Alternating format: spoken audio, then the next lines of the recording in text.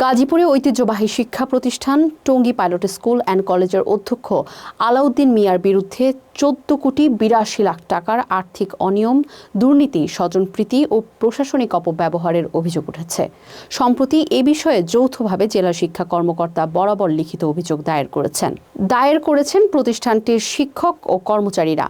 এদিকে অভিযোগ অস্বীকার করে সামাজিক ও পেশাগতভাবে তাকে হেয় করার উদ্দেশ্যে একটি মহল এসব করছে বলে পাল্টা অভিযোগ করেছেন অধ্যক্ষ আলাউদ্দিন মিয়া। গাজীপুর প্রতিনিধি মোর্শেদ আলম খোকনের তথ্য ও ভিডিওচিত্রের ডেস্ক রিপোর্ট।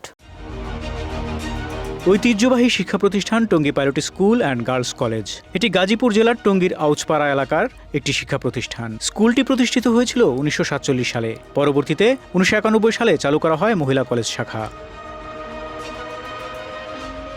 সম্প্রতি শিক্ষা প্রতিষ্ঠানটির অধ্যক্ষ আলাউদ্দিন মিয়ার বিরুদ্ধে অভিযোগ উঠেছে শিক্ষা প্রকৌশল অধিদপ্তর থেকে বরাদ্দ ১৪,৮২,০০,০০০ টাকার উন্নয়ন প্রকল্পের অর্থ কোনো প্রকার শিক্ষক সভা বা পরিচালনা পর্ষদের অনুমোদন ছাড়াই এককভাবে ব্যয় করেছেন। উন্নয়ন কার্যক্রমের বেশ কিছু ক্ষেত্রে বাজেটের বাইরে ব্যয় দেখানো এবং অর্থের স্বচ্ছ হিসাব না দেওয়ার অভিযোগও রয়েছে তার বিরুদ্ধে।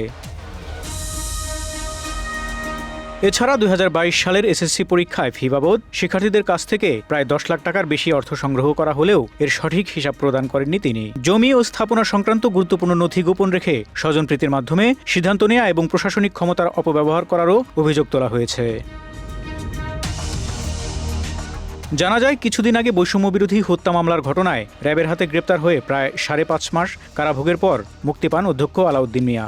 অভিযোগ রয়েছে, তিনি মুক্তির পর পুনরায় অধ্যক্ষ পদে ফিরে আসার জন্য বিভিন্ন স্থানীয় রাজনৈতিক নেতাদের আর্থিক সুবিধা দিয়ে প্রভাব খাটানোর চেষ্টা করছেন।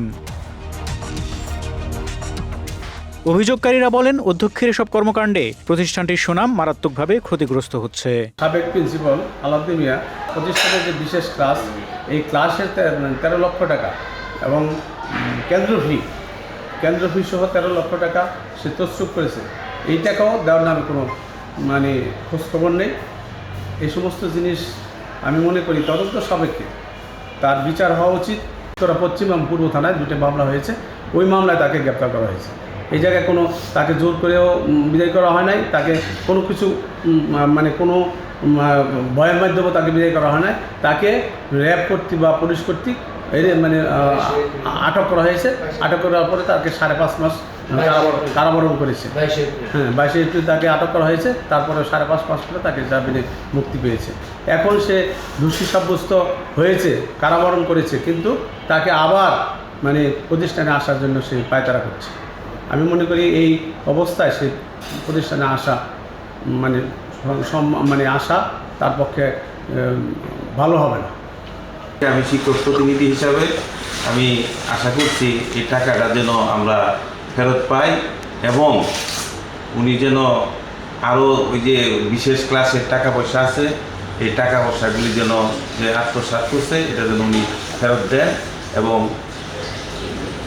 আর উনি যদি আসতে চায় অসুবিধা নাই, এই টাকাগুলি দিয়ে উনি আসবেন। এখানে 2টা মার্কেট হয়েছে এই গত প্রিন্সিপালের আমলে, যেটা রাস্তার উত্তর পাশে একটা, দক্ষিণ পাশে একটা। সভাপতি স্যার অনুমতি কর্মে একটা তদন্ত করছি।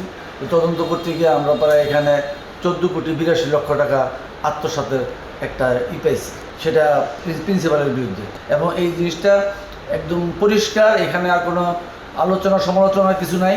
যে টাকাগুলো যেখান থেকে আত্মসাৎ হয়েছে এটা একদম দিনে আলোর মতো পরিষ্কার। এ বিষয়ে অধ্যক্ষ আলাউদ্দিন মিয়া অভিযোগ অস্বীকার করে বলেন, আমার বিরুদ্ধে আনা অভিযোগগুলো সম্পূর্ণ ভিত্তিহীন, বানোয়াট ও উদ্দেশ্য প্রণোদিত।